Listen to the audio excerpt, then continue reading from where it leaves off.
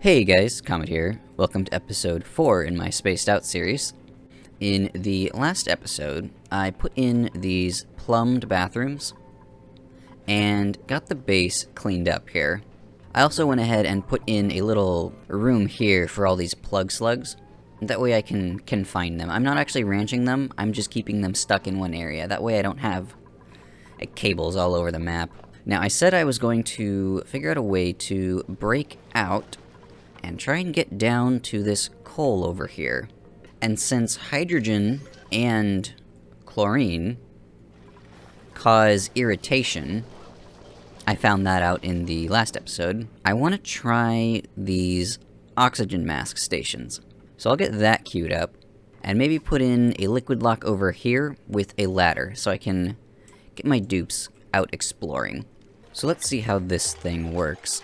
If I take a look at the oxygen mask station here, I can supply it with either oxygen or polluted oxygen.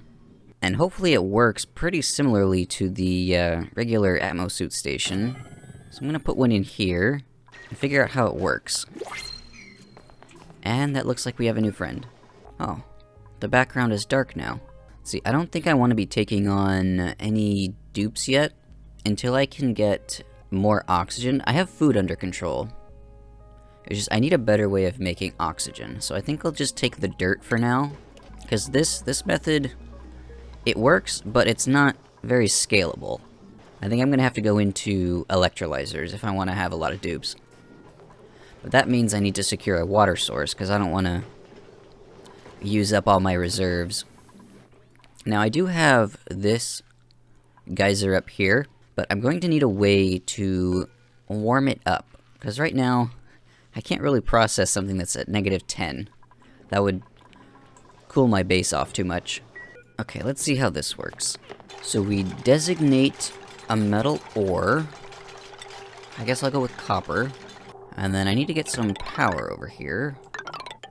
Let's see, I could just pull from there. Let me get rid of that. Alright, now that it's powered, let's see, what is it doing? Does it just take the oxygen from the... Oh, it does! Oh, that's cool. So I don't need to pump oxygen into it, it just picks it up from the atmosphere around it. And then there's one mask. Okay, so if I put in a second one... Okay, so it does work exactly like... Wait, why is it on the floor? Does it make a new mask every time they pass it? Oh, I hope that's not the case. When I click on... Oh, and he just dropped another mask. Yeah, the mask loses oxygen when it's on the ground, because if it keeps consuming copper ore every time a duplicant needs a new mask, that would actually be kinda terrible. Especially if they don't put the mask back, and they just leave it on the ground. Unless the mask deteriorates back into the ore type that was used to create it. So Nicola just delivered some copper ore, it made a new mask, and then just goes and drops the mask back on the ground. This one's about to expire.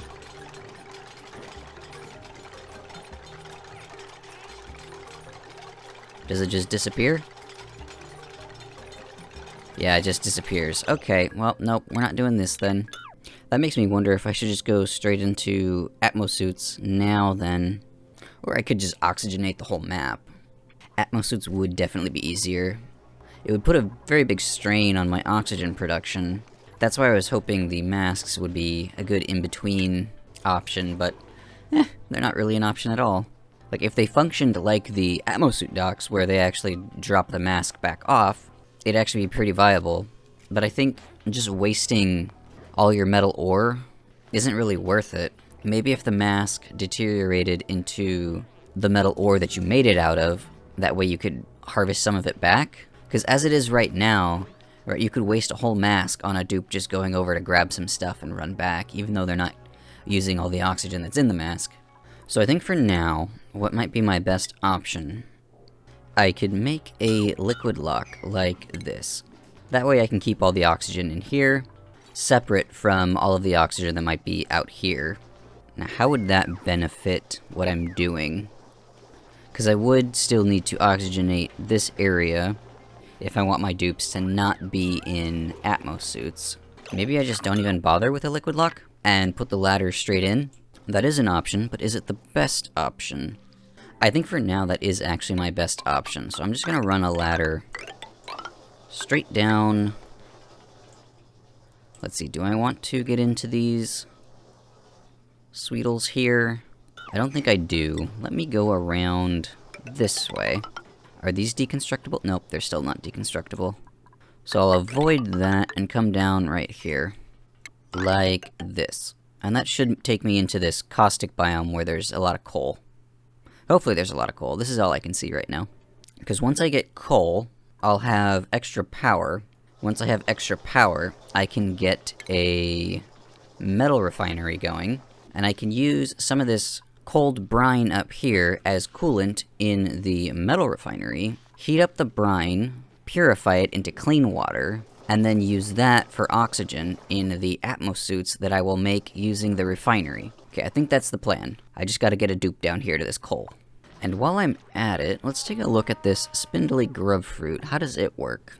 So it looks like it only needs sulfur. And if it is tended by a divergent critter. So a divergent critter would be a Sweetle or this grub thing. Oh, so it's like this. Is it a one-time thing, or does it need to be maintained? It looks like it needs to be maintained. And if this grub eats sulfur and sucrose, if it's combined with a Sweetle that excretes sucrose, I can feed Sweetles sulfur, the Sweetles will feed the grubs, and then the grubs can keep the grub fruit plant enhanced, which means the whole process would require only sulfur. That would be a very interconnected farm. I'd have to do all the math on that one to get all the ratios right, and I don't think that's something I should be doing in the early game. I'll stay on these bog jellies for now. But there is a lot of sand over here, so that means I probably don't need to keep this going 24/7. Oh, there's another recipe in here. I can preserve grub fruits using sucrose. Let's see, is that better than roast grub fruit? So the roast grub fruit nut has an increase of 400 calories, and then the grub fruit preserve also has an increase of 400 calories. But because it requires more to begin with, this 400 calorie increase is not as impressive as this increase. So if you want higher quality food, I guess this will work, but if you're kind of low on calories, like in the early game, then I think roast grub fruit is probably better. To get a metal refinery, I do need to make some refined copper in this rock crusher, so I'll make about 20, and that should get me set up, and I'll make the rest using the refinery. And actually, to get the smart battery to work with the coal generator, I am going to need this smart home upgrade. So I'll get Gosman going on that. And we're almost down to the coal here. Oh yeah, there's quite a big chunk of coal in here I could really use. So once they finish that ladder down over here, I want to grab all of this. And maybe I should plug that. That way I don't get a bunch of polluted water down here where they're working. Stress isn't really a problem right now, but I would like to keep it that way. And working with soggy feet is one way to stress your dupes. What is this biome down here? Is this like the Badlands? There's some coal. Ooh, and some refined iron already. That might be easier than... Oh, wait a minute. It's at... it's at 122 degrees. Never mind. Yeah, it's really toasty. Oh, but here's the side of the map here. Wow. They put me way to the right. Yeah, the center of the map is probably more like right here, unless the dimensions have changed. So now I have 7 tons of... Oh, no. Wait. Why is it changing so much? 10 tons? Is that where it's gonna stay? Yes, 10 tons of coal. Now, do I use that coal for power like I said I was going to do, or do I get sidetracked and use it to make some ceramic in the kiln. Because I do love my ceramic. I don't think I can afford to spend the coal on that, unfortunately. Maybe with this polluted water, I could try and break in to get some of this iron here for the Atmos suits. Wait, I still need to get thimble reeds in order to make Atmos suits. Oh no. Okay, I guess it's going to be a long time before I get Atmos suits. I need to find... I don't know what the biome is called, but it's where all the thimble reeds grow. Let's try exploring out this way. That's probably just going to take me to the end of the map. I need to make little exploration tunnels all over the place. Maybe I could come up here, like this. All this will do is get me a good view of the side of the map. Alright, I don't need you guys to do any more there. Let's focus on this over here. And it looks like there's just some copper ore over here and all of this... Oh, it's freezing over here. Interesting. Yeah, this is kind of like the Badlands map. Well, it's easier to work in really cold environments than it is in really hot ones, at least for the dupes.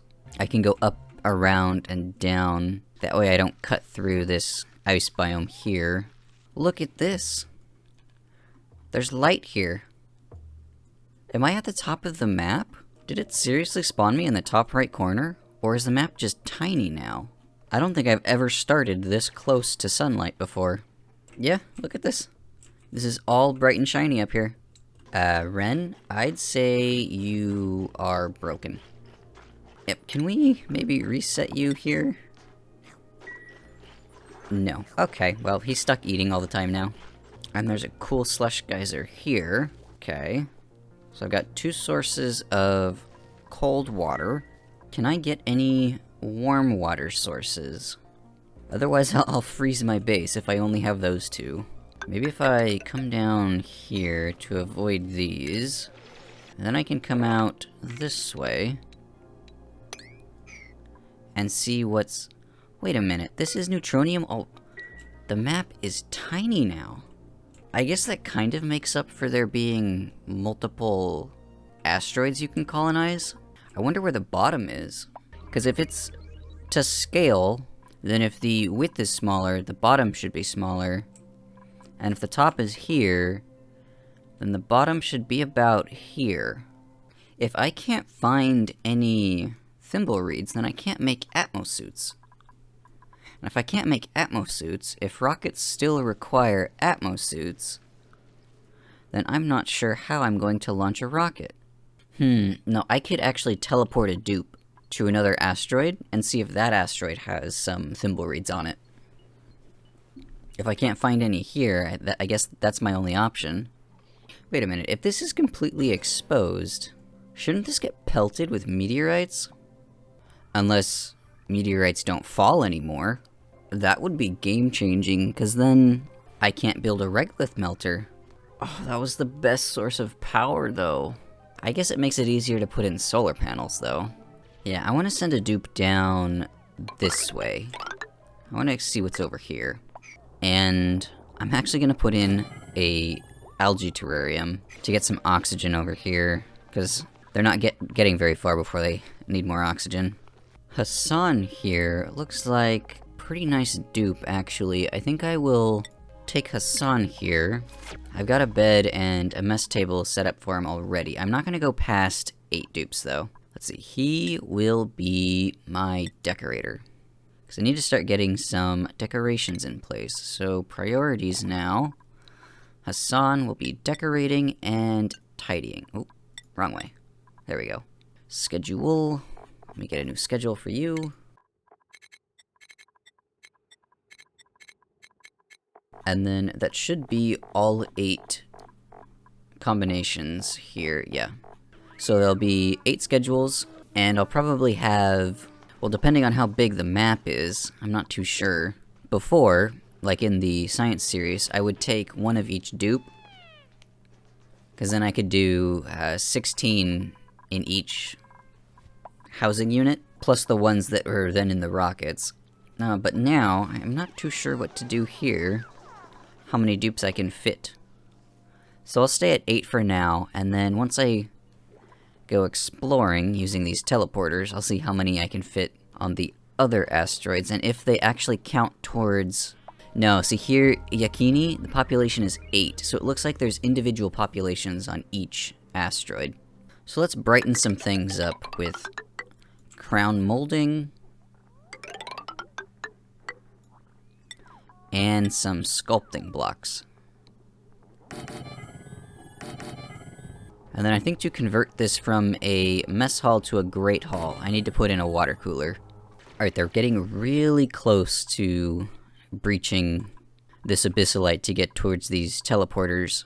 I'm gonna put in some algae terrariums down at the bottom to try and soak up some of this carbon dioxide, because I have to keep going back up here for air.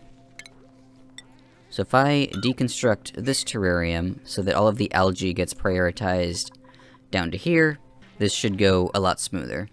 Now the question is, who should I teleport? So I've discovered a functioning teleportation device with a pre-programmed destination. It appears to go to another planetoid, and I'm fairly certain there's a return device on the other end. I could send a duplicant through safely if I desired. So let's set a C destination. Ooh, missing dot solito. Oversea planetoid? I cannot see anything. It looks like there's some oxygen though. Okay, how do I go back? Oh. And then... Oh, okay. Who should I send? Well, I can't send my chef. And I don't think I should send my researcher or my... Let's see. I could send Liam or Hassan. I think the rest of the dupes are kind of important to keep back at the base. Let's send Hassan. So he's making his way downtown. He's about to go. Let's see, do I have to initiate? Yes, teleport. And he's gone. Okay, now we're on the new planet with... Okay, this is what I'm more used to. Algae, dirt, sandstone, and then this looks like an oil biome here. Ooh, a cryo tank. Defrost friend. Ooh. Hassan has made an amazing discovery. A barely working cryo tank has been uncovered containing a Meep duplicant inside in a frozen state. Hassan was successful in thawing Meep, and this encounter has filled both duplicants with a sense of hope. Something they will desperately need to keep their morale up when facing the dangers ahead. Meep is thawed. So... Okay. I see how this works now. It shows you how many duplicants you have in total, and then how many are on this planetoid. So to go back, I would need to go in here. And this just looks like the same message. So let's dig this out. Oh, and it looks like there's some food here, too. Alright, mop that up. Oh, but they can't bring anything back with them. Oh, and the schedules stay the same here, too. Okay. That's gonna be a little complicated. Unless everything is on the same day-night schedule. Okay, let's get Meep here with Stinky. Is there a cooldown on these? Can we send Hassan back? And he's back over here. Alright, cool. Can I send Meep back? Ooh. There is a cooldown. So Meep's gotta survive by himself here on these nutrient bars until I can get this recharged. I think he'll be fine. Can I build a bed over here though? He needs a bed. Oh, Meep doesn't have a bathroom. Let's see. Can we fit an outhouse here? Yes, we can. Oh, but now we don't have any dirt. This is the closest dirt up here. So let me make a ladder. Oh, but now I gotta mop this up. Wow, yeah, look, I have this whole thing up here. I can see everything up here. And it doesn't look like there's any regolith that's fallen. Wait a minute. Space scanners don't exist anymore. That means regolith doesn't exist. What's the point of bunker doors, then? Oh, I can't build a regolith melter. I wonder if they removed that because they realized how overpowered regolith melting was. See, Meep's almost got his area cleaned up over here. Can we maybe increase the priority on that dirt there? Now we can actually go to the bathroom. And I think once this recharges and I send Meep back to the main colony, that'll be the end of this episode. So I explored a lot of the map now.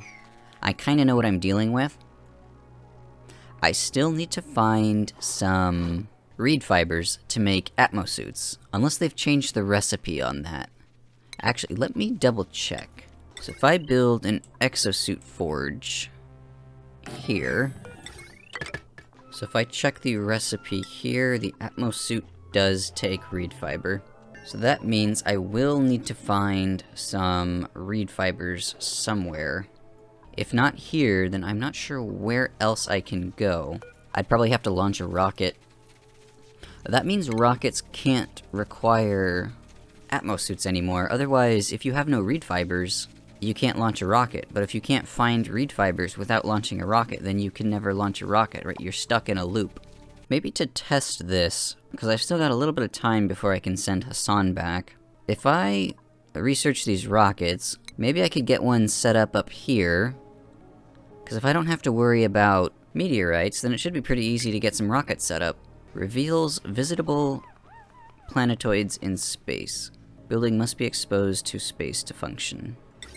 I wonder if I can deconstruct some of this glass and then shoot the telescope through the glass, or if the glass will reduce the visibility too much. Exposed to space. I don't know if that means, like, directly exposed, or if there can be transparent tiles between. Let's dig some of this glass out and see. Wait, I can't even build glass buildings yet. Where is that research? Here, under glass blowing. Let's do that, and then see if I can't set up that telescope. Oh, it looks like this just came online, actually. Let's send Meep over. Teleport. Aha. Welcome to the base over here now, Meep. Well, that means I need to get him a bed. Okay, let's expand this a tiny bit more, and put in one extra dining table. Maybe I shouldn't have taken Hassan on. So the last thing I do want to test, though, is this telescope, if it will work underneath glass. So I need them to hurry up and get this done. Maybe I can let out some of this hydrogen. So Gosman just finished researching window tiles. I'm going to set some up here, put in... Oh, I guess I need to put them here. Now the telescope should fit. There we go. I've got to run a power wire, and I wonder how this will function. If it's similar to the old telescope, or if it's more like the space scanner.